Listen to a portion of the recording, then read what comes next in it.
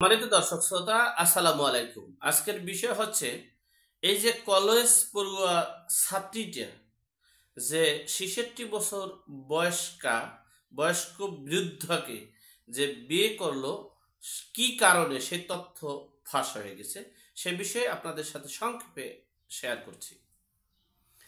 দেখেন, আমি এই ২০ বছর মেডিসিনের উপরে রিসার্চ করেছি। টুকটাক অতটা জানি না, বুঝি না, তারপরও চেষ্টা করতেছি মেডিসিন সম্পর্কে এবং রোগ সম্পর্কে রিসার্চ করা, গবেষণা করা। সেই রিসার্চ গবেষণার মাধ্যমে যেগুলো আমি উপলব্ধি করতে পেরেছি, আমি যেগুলো আমার কাছে দৈনিক হাজারো, এখন গড়ে অন্ততপক্ষে মাসে মিনিমাম, একবারে কম হইলেও মাসে মিনিমাম ১,০০০ রোগী আসে। তাদেরকে পরামর্শ দিয়ে থাকি। এই তো বিষয়টা হচ্ছে, সেই অভিজ্ঞতার আলোকে আপনাদের সাথে এই কলেজ পড়ুয়া ছাত্রী যে ৬৬ বছর বয়স্ককে যে বিয়ে করেছেন সে বিষয়ে আপনাদের সাথে সংক্ষেপে আলোচনা করছি। বিষয়টা হচ্ছে, কোনো ছেলে অথবা মেয়ে যদি সায়েন্সে পড়ে তাহলে তারা একটু এই মানবদেহ সম্পর্কে ভালো একটা বুঝবে। জীববিজ্ঞান আছে একটা বিষয়, আর একটা হলো আধুনিক যুগ। এখন এই জীববিজ্ঞান পড়ার পর আধুনিক যুগে যখন মোবাইল রিসার্চ করবে, গবেষণা করবে, তাহলে তাদের মেধা কিন্তু আরো আপডেট হবে। আগে বাবা মা বিয়ে দিত জোর করে বৃদ্ধার কাছে মেয়ে, আর এখন মেয়েরা উৎসাহ হয়ে বৃদ্ধাকে বিয়ে করে। এটার কারণ কি?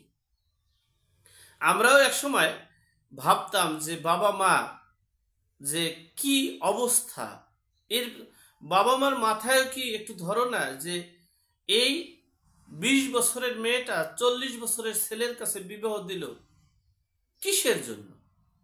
আসলে বিষয়টা অন্য জায়গায়। বিষয়টা হচ্ছে, ২০ বছর যে মেয়েটার বয়স, ওই মেয়েটার যৌবন মানে বাচ্চা দেওয়ার ধারণ ক্ষমতা ৪০ বছর পর্যন্ত থাকে।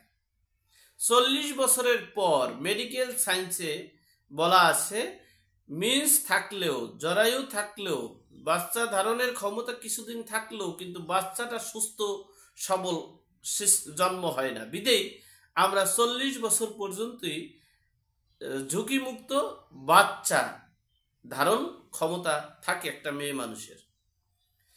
আর বাংলাদেশের গড় আয়ুর উপরে এবং গড় এই জরায়ু বা যেটাকে আমরা মিন্স হিসেবে চিনি, বা যে ঋতু হিসেবে যেটা চিনি আমরা, এই যে জরায়ু, এই যে মিন্স, এটা বাংলাদেশের গড় মানে মহিলাদের গড় বয়স হচ্ছে ৪৫ বছর। ৪৫ বছর পরে আর মিন্স থাকে না, আর জরায়ুর থাকে না, এবং জরায়ুর মানে বাচ্চা ধারণ ক্ষমতা থাকে না। বিদেই বয়স্ক কারা?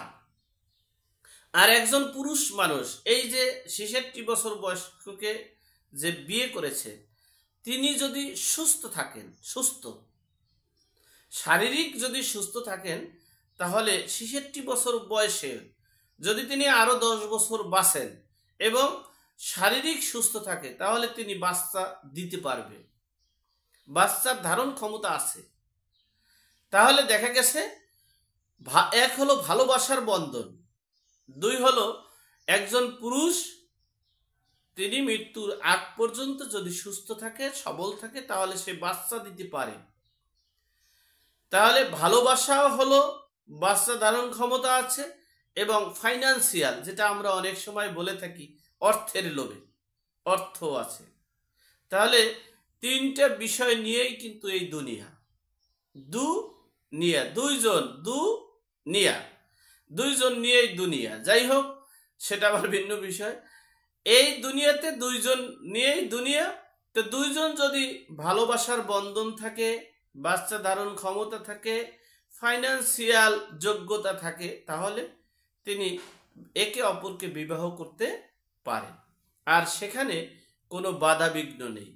আর তরুণ যারা আছে তারা এ বিষয়ে না জানার কারণে, না বোঝার কারণে, যারা এ বিষয়ে অজ্ঞ, তারা এটাকে নিয়ে বিভিন্ন সময় বিভিন্নভাবে মতামত দেয়, মন্তব্য করে।